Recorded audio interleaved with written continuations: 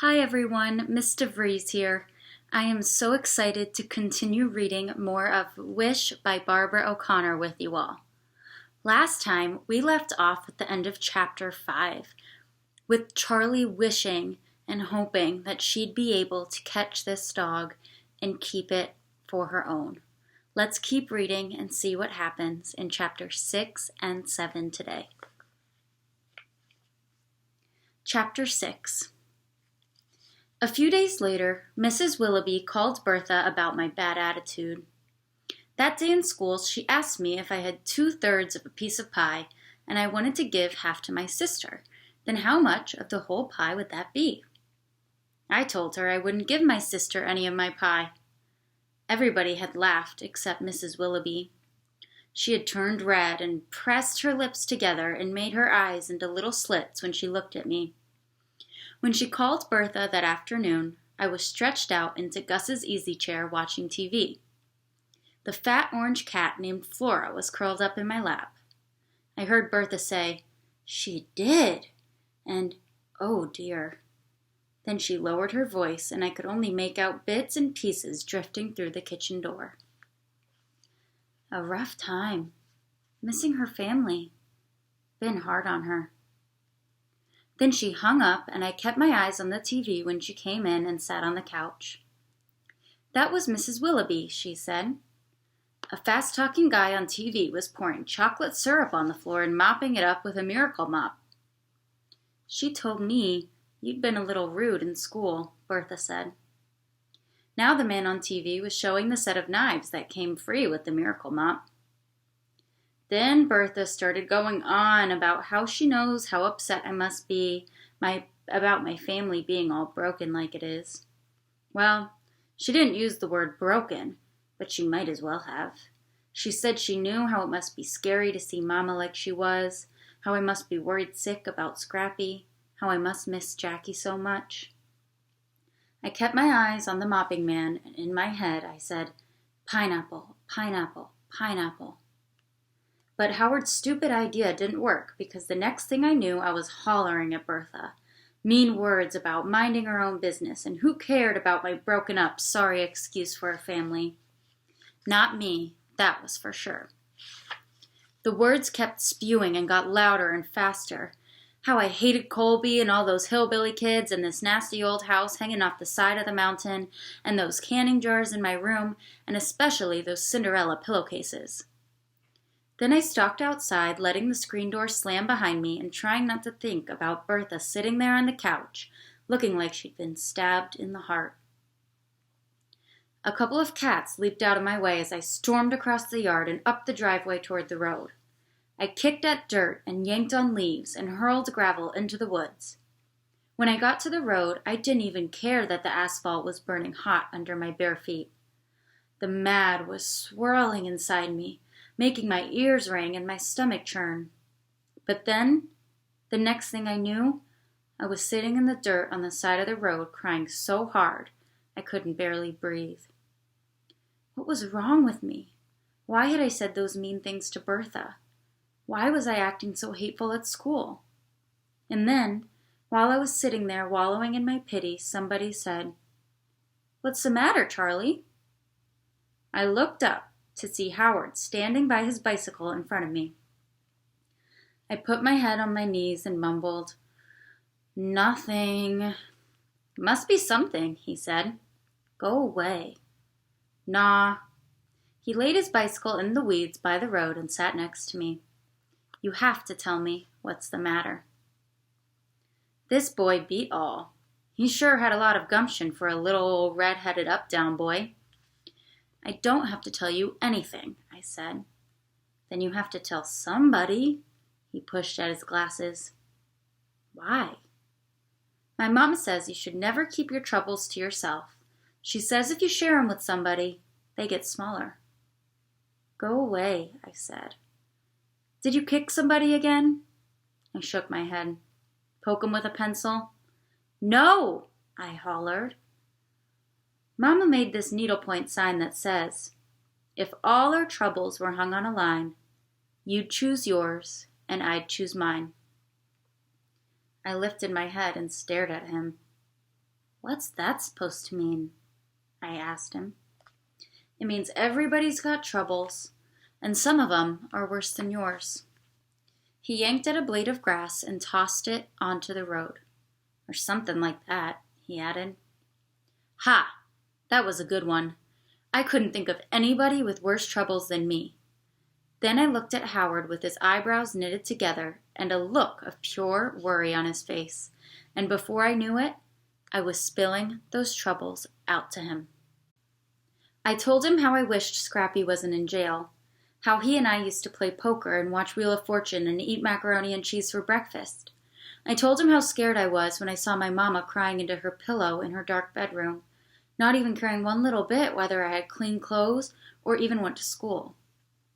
I told him how Mama and Scrappy would holler at each other the livelong day, while me and Jackie sat on her bed with the radio turned up loud, so we didn't have to hear them. I told him about all those times I watched from the bedroom window when Scrappy drove off with his tires screeching and gravel flying from the front porch. I told him how much I missed Jackie, who knew all the words to nearly every song on the radio and would French braid my hair and share her nail polish with me. And then I told him those mean things I'd said to Bertha. When I was done, the silence settled over us, still and soft, like a veil. The sun had gotten lower in the sky, sitting on top of the mountains in the distance, and the air had grown cooler.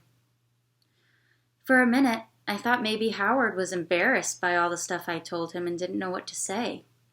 I was starting to wish I had never shared my troubles with him like that. But then he looked right at me and said, "Want my advice?" Sure, I guess," I said. "You can't do nothing about Scrappy and them back in Raleigh," he said. "The only thing you can fix is what you done to Bertha." I guess he was right. I couldn't fix my mess of a family, but I could try to make things right with Bertha. I stood up and brushed the dirt off the back of my shorts, and then I couldn't hardly believe my eyes.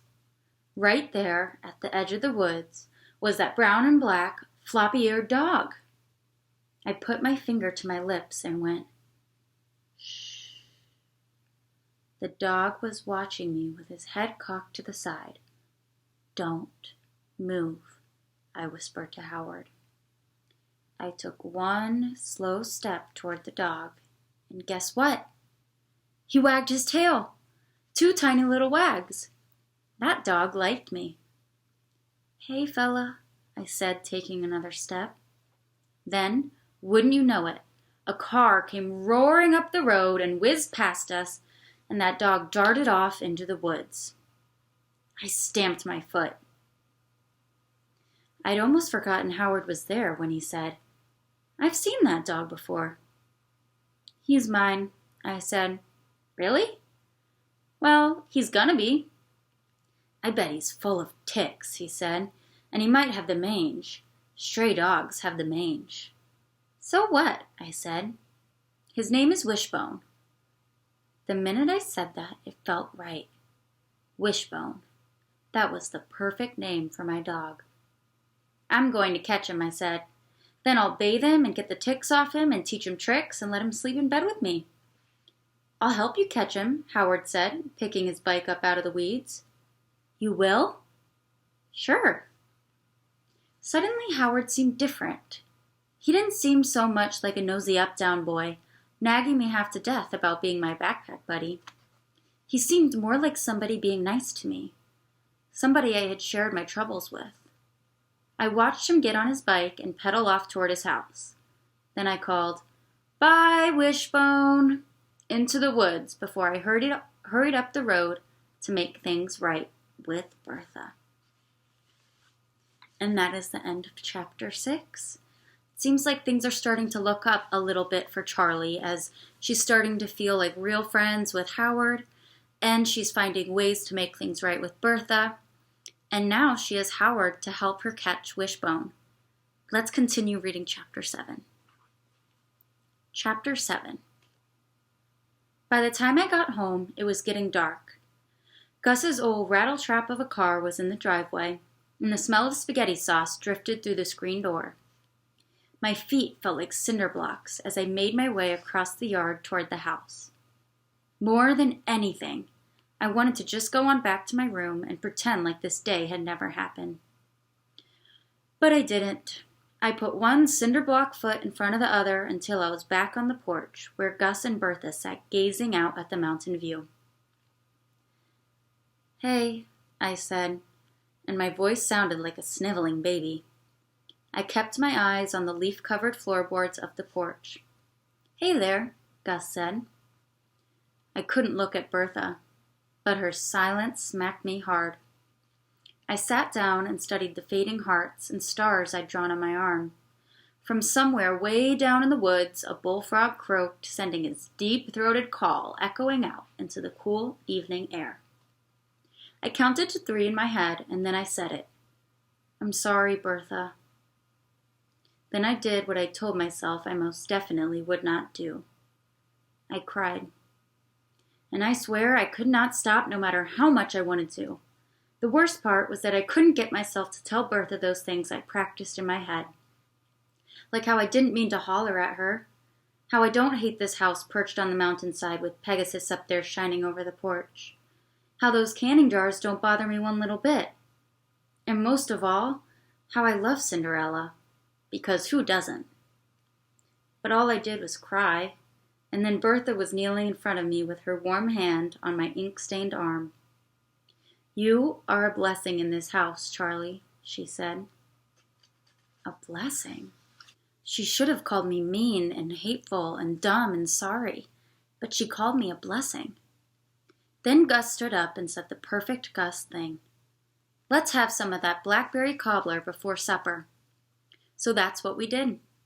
The 3 of us sat out on the porch as the stars were beginning to twinkle up in the Carolina sky and ate blackberry cobbler before supper.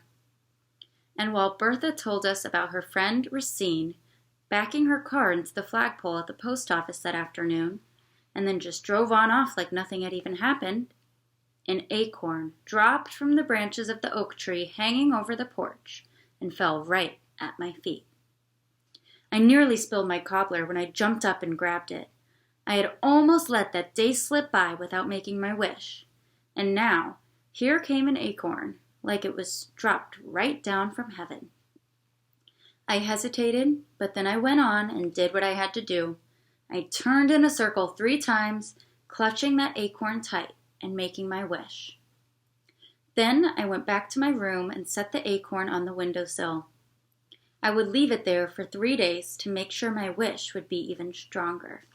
That's what my Girl Scout leader in Raleigh told me about acorn wishes, and that could not be a lie, because Girl Scout leaders do not lie. After supper, we had more blackberry cobbler. Gus went out to the garden to make sure the sprinkler was turned off, and Bertha said, "Stay right here, Charlie. I want to show you something." She went to her room and came back with a tattered shoebox. She took the lid off and said, "Look." I peered inside. Photographs. Bertha rummaged through them and took one out. She smiled at it and handed it to me. "Your mama and me," she said, pointing to the handwriting on the back.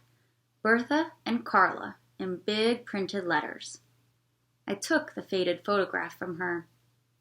2 young girls sat on the hood of a car with their arms around each other. "Which one's Mama?" I asked. Bertha pointed to the smaller girl. I squinted down at her. She was missing her 2 front teeth and had a Band-Aid on her elbow. I could not take my eyes off of that girl.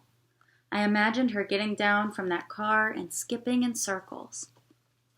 I imagined her singing with her big sister Bertha in the back seat of their daddy's car.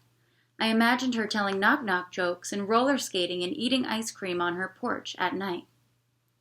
When had this gap-toothed little girl turned into that sad woman in her dark bedroom in Raleigh? "Did y'all love each other?" I asked Bertha. "We sure did." Then she showed me some more photographs. Mama opening a present behind a Christmas tree. The 2 of them playing with a puppy in the snow. Bertha pulling Mama in a wagon on a dirt road. "Why don't y'all see each other anymore?" I said. Bertha let out a big sigh and shook her head. "We grew up," she said. When you grow up, sometimes life gets complicated. That wasn't a very good answer, but I could tell it was the only one I was going to get, so I just said, "Oh." When Gus came back in from the garden, we went out on the porch. They held hands while Bertha told us about some old man selling moldy strawberries from the back of a truck out on Highway 14. Then she said, "You can call Jackie tomorrow if you want to, Charlie." "No, thanks," I said. It was so quiet I could hear Bertha breathing. I could feel her looking at me, but I stared out at the treetops. "Charlie," she said, "don't be mad at Jackie." "I'm not mad at Jackie," I said, but that lie was like a dark cloud settling over us. I was mad at Jackie. She acted like she didn't have one single trouble hanging on her line, and she didn't care one bit about me. Then we sat there in silence, breathing in the cool night air and listening to the crickets under the porch. That night, when I went to bed, I laid there in the dark and pictured a clothesline full of somebody else's troubles. I knew for sure there were a lot of them I'd rather pluck off of that line than mine. I imagined what the other troubles might be. There would probably be toothaches and failed math tests, lost cats, ugly hair, and broken down cars. But none of those could hold a candle to my troubles, weighing down that clothesline like a sack full of bricks. I tiptoed to the window and stared out into the night, thinking maybe I'd see a falling star to wish on. The moon was bright over the mountains and sent a shimmering glow across the yard, making shadows that snaked around the dogwood tree and crept along the garden fence. I knew Wishbone was out there somewhere all by himself. I wondered what he was doing. Eating stale bread out of someone's garbage? Trotting along the highway in the moonlight? Sleeping under somebody's porch? I hoped Gus wasn't right about Wishbone wanting to be a stray, but then I remember how he had wagged his tail at me that day. He liked me. I was sure of it. And if he was mine and didn't have to be a stray anymore, I bet he would love me. I clasped my hands together like I was praying and whispered into the darkness, "Please come back, Wishbone." And that is the end of chapter 7. Had a nice ending. It seems that her and Bertha made up and Bertha forgave her. It seems that she's going to have an opportunity to call Jackie, and she seems very hopeful that Wishbone is going to come back. Join me next time to read chapter 8 and see what happens next. Thanks for coming.